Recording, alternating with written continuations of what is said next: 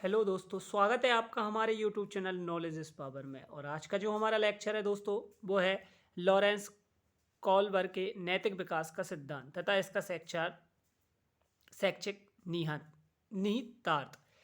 तो video start करने से पहले दोस्तों बताना चाहूँगा, यदि आपने हमारे चैनल को सब्सक्राइब नहीं किया है तो प्लीज़ सब्सक्राइब कर लें, बेल आइकन को प्रेस कर लें, जिससे कि हमारे वीडियो के नोटिफिकेशन आपको प्राप्त होते रहें।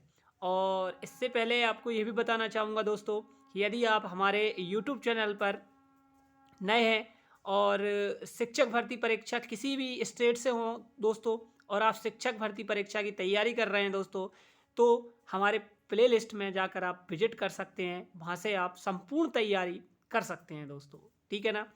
तो आइए स्टार्ट करते हैं दोस्तों हमारा लेक्चर लॉरेंस कॉल्बर के नैतिक विकास का सिद्धांत।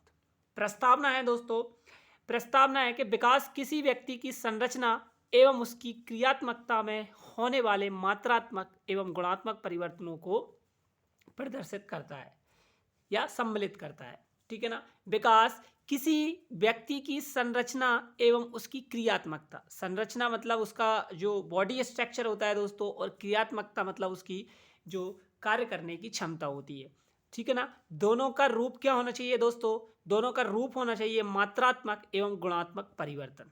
उसमें मात्रात्मक परिवर्तन भी होना चाहिए और गुणात्मक मतलब क्वालिटेटिव भी होना चाहिए और इक्वलिटिव भी होना चाहिए, ठीक है ना। फिर लॉरेंस कॉल्बर के बारे में थोड़ा सा जान लेते हैं। लॉरेंस कॉल्बर का कार्य पियाजे के परंपरागत शोधों का एक अतुलनीय उदाहरण है, ठीक है ना दोस्तों, कि लॉरेंस कॉल्बर का कार्य पियाजे के परंपरागत शोधों का एक अतुलनीय उदाहरण है। नैतिकता क्या होती है दोस्तों, मॉरलिटी क्या होती है दोस्तों, तो उसके बारे में जान लेते हैं कि नैतिकता नैतिक मानक या नियम के अनुपालन तथा विरोध के संबंध को इंगित करती है, ठीक है ना। क्या है कि नैतिकता नैतिक मानक या नियम के अनुपालन, किसी भी नियम का या नैतिक काम को आप अनुपालन करते हैं तथा किसी भी बात का आप विरोध करते हैं, इसके संबंध को इंगित करती है नैतिकता।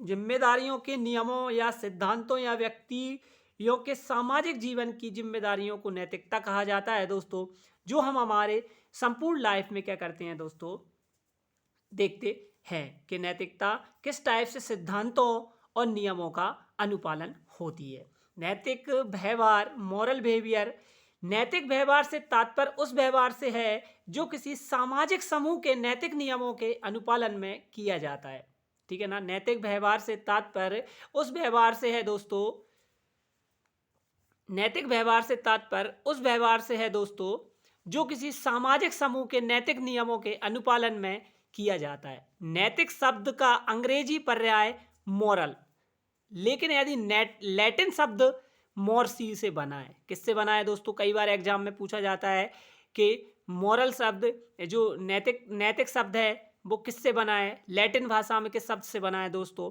तो मोर्सी से बना है, ठीक है ना, जिसका अर्थ है आचरणों, रीति रिवाजों तथा लोक प्रथाओं से है। किससे है दोस्तों?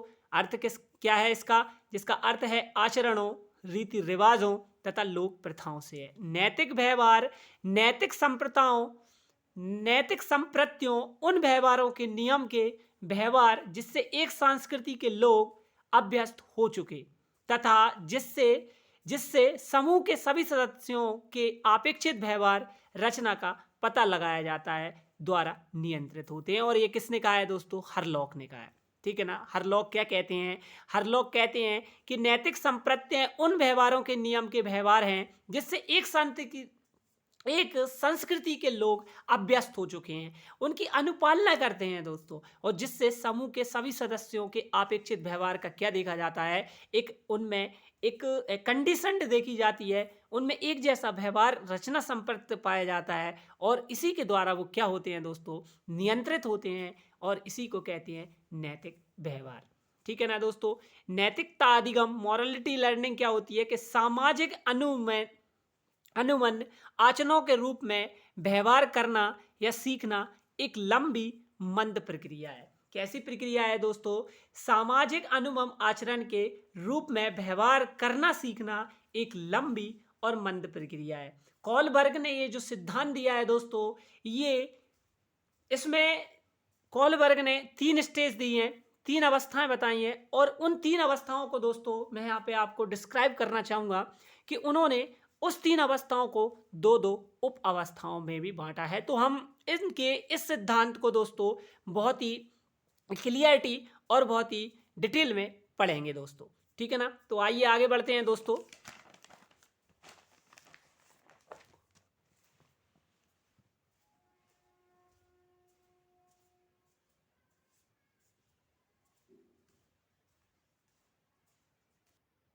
तो नैतिक आचरण के 4 आवश्यक तत्व होते हैं। तो कौन-कौन से होते हैं आवश्यक तत्व, वो पढ़ लेते हैं हम कि समाज के नियमों, रीति रिवाजों तथा कानूनों के रूप में समाज के सदस्यों की सामाजिक प्रथाओं, प्रतिष्ठाओं को सीखना क्या कहलाता है दोस्तों? नैतिकता कहलाती है। और दूसरा है चेतना का विकास। चेतना का विकास भी नैतिकता कहलाती है दोस्तों। चेतना का मतलब यहाँ से है चिंतन। जितना आप अच्छे से किसी भी समस्या का चिंतन करते हैं, चिंतन नैतिकता से आता है। कितनी अच्छी नैतिकता से आप चिंतन करते हैं, उसी को यहाँ पे क्या किया गया है दोस्तों? बताया गया है। समूह की प्रत्याशाओं के अनुपालन में किसी व्यक्ति के व्यवहार के असफल होने पर अपराध बोध एवं शर्मिंदगी का अनुभव करना सीखना तथा समूह के सदस्यों के आशानुरूप सामाजिक अंतःक्रिया सीखने का अवसर प्राप्त करना ही क्या कहलाती है दोस्तों? नैतिकता कहलाती है, ठीक है ना? समूह की प्रत्याशाओं के अनुपालन में किसी व्यक्ति के व्यवहार के असफल होने पर जब वो अपराध बोध एवं शर्मिंदगी का अनुभव करता है तो उसी को नैतिकता कहते हैं दोस्तों, ठीक है ना? यदि किसी व्यक्ति ने या किसी बालक ने कोई गलत व्यवहार किया है और उस गलत व्यवहार के प्रति वो शर्मिंदगी महसूस कर रहा है, असफल हो रहा है, तो उसी को नैतिकता कहते हैं। समूह के सदस्यों के आशानुरूप सामाजिक अंतःक्रिया सीखने का अवसर प्राप्त करना ही नैतिकता होती है, ठीक है ना? तो ये नैतिकता के 4 आवश्यक क्या होते हैं दोस्तों? तत्व होते हैं।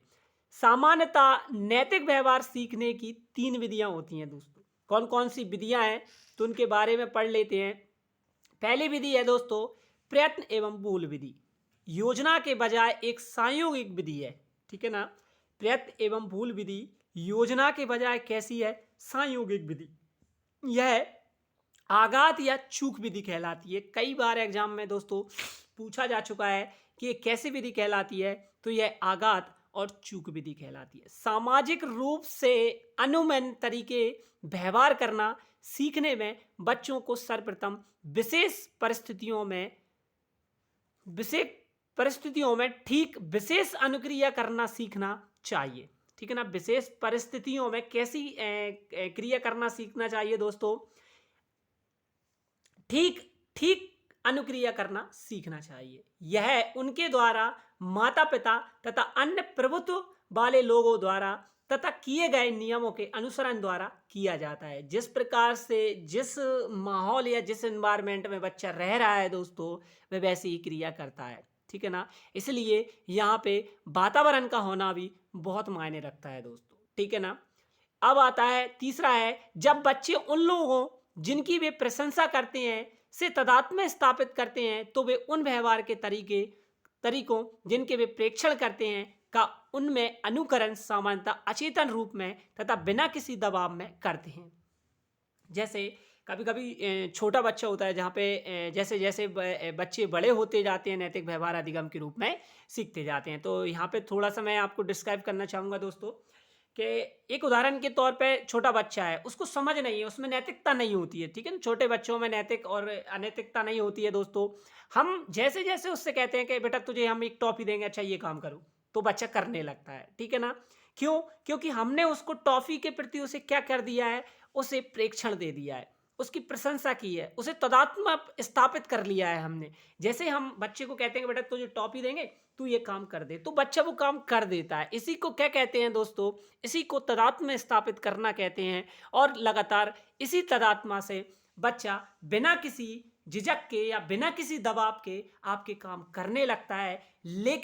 लेकिन समस्या तब उत्पन्न हो जाती है जैसे जैसे बच्चा बड़ा होता जाता है, वह सीखता जाता है और नैतिक व्यवहार करना सीख जाता है, ठीक है ना? अधिगम के रूप में पहचान या आइडेंटिफिकेशन उत्तरोत्तर महत्वपूर्ण हो जाती है, ठीक है ना? बच्चा बड़ा हो जाता है जैसे जैसे बड़ा होता जाता है दोस्तों, उसमें नैतिकता आती जाती है और वो समझने लगता है कि अब ये काम नैतिक नहीं है और ये काम अनैतिक है। ठीक है ना?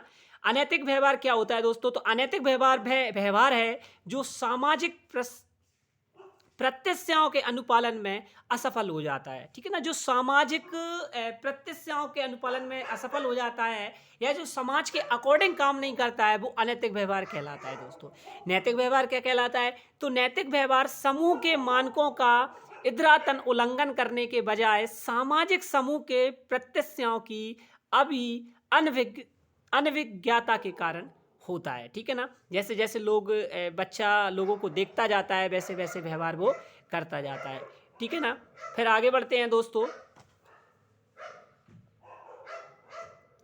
छोटे बच्चे के कुछ अभद्र व्यवहार अनैतिक होने की बजाय निनैतिक होते हैं। ठीक है ना? ये लाइन जो मैं आपको बता रहा हूँ दोस्तों, वो बहुत ही इम्पोर्टेंट लाइन है दोस्तों, कि छोटे बच्चों के कुछ अभद्र व्यवहार होते हैं ना, वो अनैतिक नहीं होते बल्कि निनैतिक होते हैं। कैसे होते हैं दोस्तों? निनैतिक होते हैं। ठीक है ना?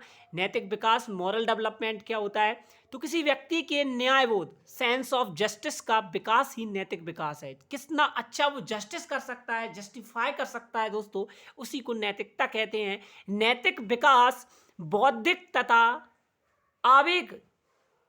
आवेगी दोनों पक्षों को शामिल करता है। कितना अच्छी आप में बुद्धि है और कितना अच्छा आप आवेगी हैं। आवेग का मतलब यहाँ पे दोस्त संवेग को ले सकते हैं आप। ठीक है ना? आप कभी कभी क्रोध में कोई ऐसा काम कर जाते हैं जो कि आपको अनैतिक लगता है और बाद में आपको रियलाइज होता है दोस्तों कि ऐसा काम नहीं करना चाहिए था, लेकिन आप कर देते हैं। ठीक है ना? तो ध्यान रखना है, जस्टिफाई, सेंस ऑफ जस्टिफाई, दोनों पर, बुद्धि और आवेग, ठीक है ना, ये दोनों पर निर्भर करता है कि आप में कितनी अच्छी बुद्धि है और आप में आवेग कितना है। कभी कभी क्रोध में, कभी कभी गुस्से में हम ऐसा काम कर जाते हैं जो कि हमें नहीं करना चाहिए। उचित नैतिकता का स्तर प्राप्त हेतु नैतिक विकास को दो भिन्न चरणों में होता है।